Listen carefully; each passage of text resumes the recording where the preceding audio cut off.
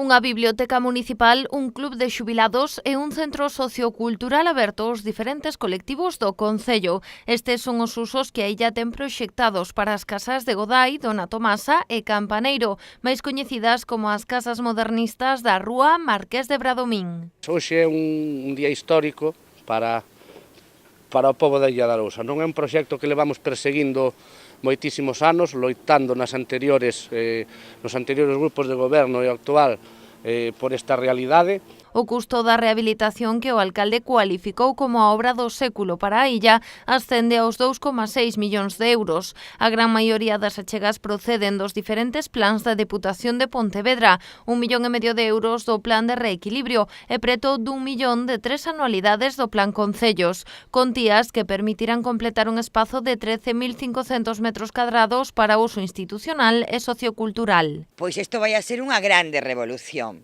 para a illa da Arousa, unha grande revolución que vai a cambiar todo este entorno, pero sobre todo vai a cambiar a vida das veciñas e veciños da illa da Arousa, que van a ter máis dotacións, máis equipamentos, van a recuperar espacios verdes como os xardíns que voltarán a ser da xente. A recuperación destas vivendas é un proxecto no que levan anos traballando os equipos de goberno que pasaron polo concello, porén o elevado custo dificultou que se levara a cabo. Temos que recuperar todo aquelo que outras xeracións foron deixando e que son a pegada de todas os nosos e as nosas ancestros no territorio. O espazo resultante será completamente accesible e peonil. Os traballos contan cun prazo de execución de 12 meses.